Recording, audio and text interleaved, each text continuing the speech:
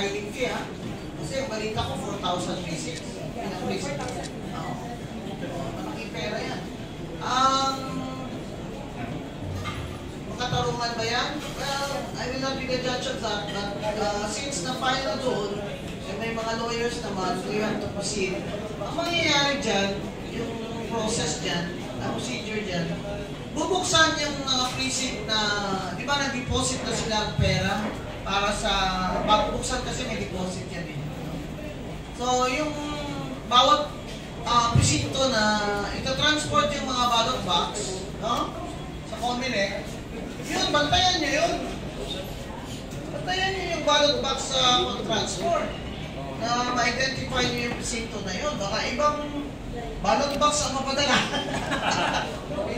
So, doon sa Comelec, may ponente yan. Assign yan sa chair kung sino division, tapos may ponente yan. Susulat ng desisyon, ng draft. Bubuksan yan bawat box. Tapos babasahin isa-isa. So, kailangan doon yung lawyer, hindi naman pwedeng watchers doon. Lawyer lang ng mga partidos ng alaw doon. So, medyo matagal-tagal yan kasi 4,000 precincts. Pero, kung simulan nila, you know, it can happen within the year, diba? So, yan ang procedure. Buksan yung ballot box, isa-isa yung balota. Ballot appreciation na yan. So, may mga lawyers ang bawat commissioner dyan, let's say tatlo. Bawat lawyer namin noon, nag-attend dyan ng pagbubukas ng balota.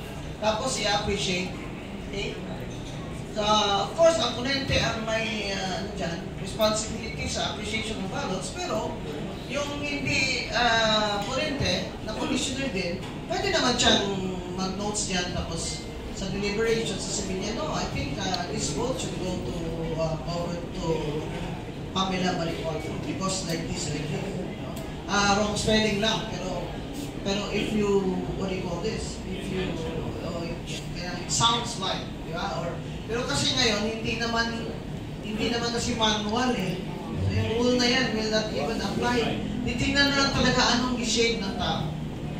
O let's say kung minsan kasi pag nag-shade ka naman pag ituldok lang ba, hindi mo siya mag-count. Diba? So titingnan yung tuldok kung it's visible to the naked eye.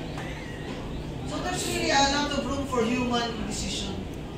So kailangan bantay talaga ng mga lugar. So attorney,